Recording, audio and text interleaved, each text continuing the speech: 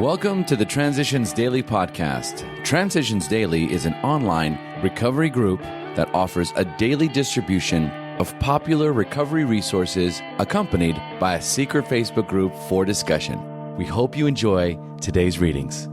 This is Transitions Daily for August 15th, read by Kirsty S. from the East Midlands in the United Kingdom.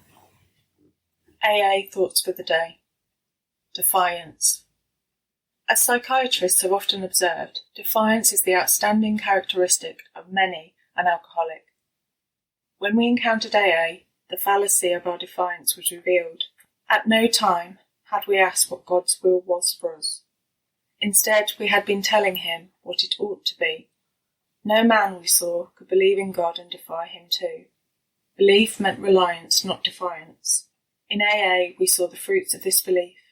Men and women spared from alcohol's final catastrophe. 12 Steps and 12 Traditions, page 31. Thought to consider. God wants spiritual fruit, not religious nuts. Acronyms. Big Book.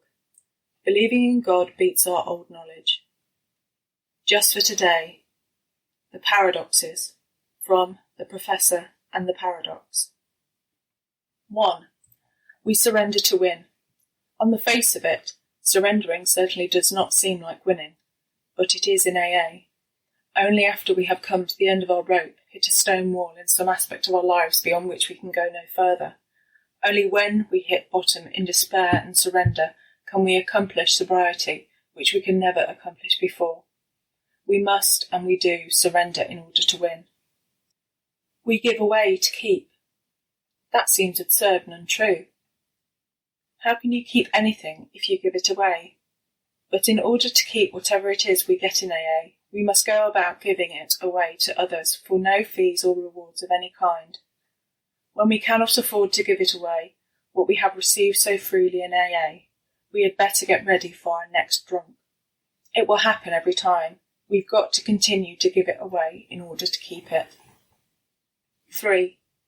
We suffer to get well. There is no way to escape the terrible suffering of remorse and regret and shame and embarrassment which starts us on the road to getting well from our affliction. There is no new way to shake out a hangover. It's painful, and for us necessarily so. I told this to a friend of mine as he sat weaving to and fro on the side of the bed, in terrible shape, about to die for some paraldehyde. I said, "Lost John," that's his nickname, "Lost John, you know you're going to have to do a certain amount of shaking sooner or later." "Well," he said, "for God's sake, let's make it later." We suffer to get well. 4. We die to live. That is a beautiful paradox straight out of the biblical idea of being born again or losing one's life to find it.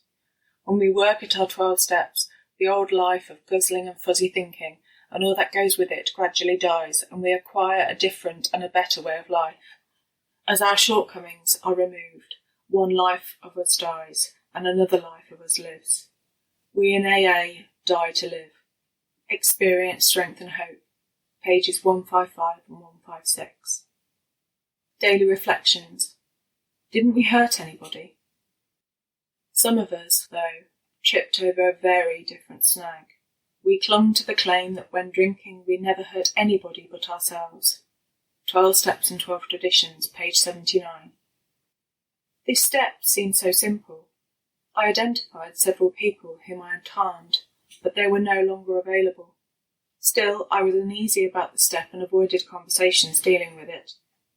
In time, I learned to investigate those steps in areas of my life which made me uncomfortable.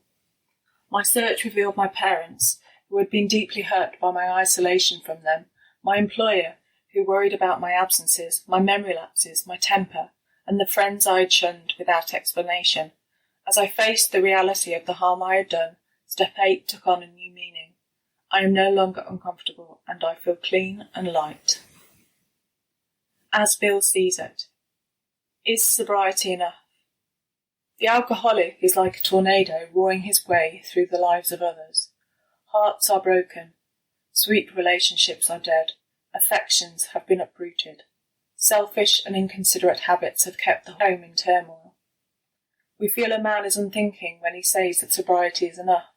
He is like the farmer who came up out of his cyclone cellar to find his home ruined.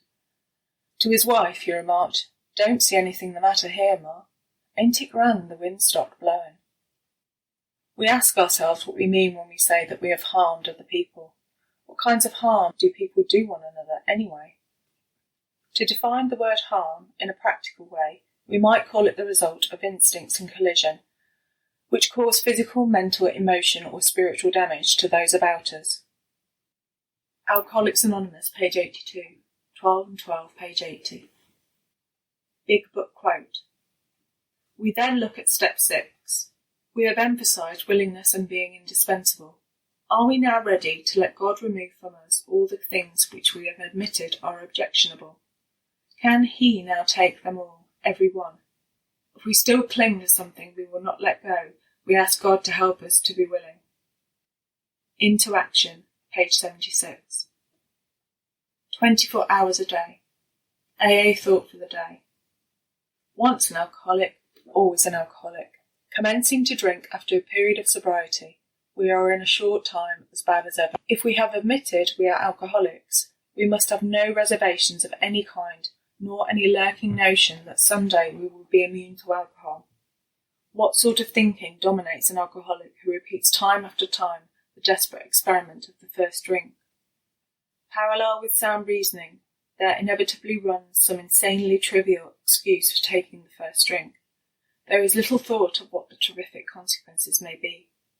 Have I given up all excuses for taking a drink? Meditation for the day. Where 2 or 3 people are banded together, I will be there in the midst of them.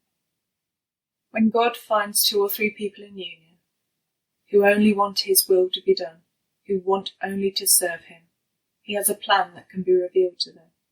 The grace of God can come to people who are together in one place with one accord. A union like this is miracle working. God is able to use such people. Only good comes through such consecrated people, brought together in unified groups for a single purpose and of a single mind. Prayer for the day. I pray that I may be part of a unified group. I pray that I may contribute my share to its consecrated purpose. Hazelden Foundation, P.O. Box 176, Centre City, MN 55012. My name is Kirsty, and I'm an alcoholic. We hope you enjoyed today's readings. You can also receive Transitions Daily via email and discuss today's readings in our secret Facebook group. So for more information, go to dailyaaemails.com today. Other than the 24 hours a day reading, unless otherwise specified, all quotes copyright Alcoholics Anonymous World Services, Inc., 1952, 1957, 1967, 1973, 1975, 1976, 1980, 1981, 1984, 1985, 1988, 1990, or 2001.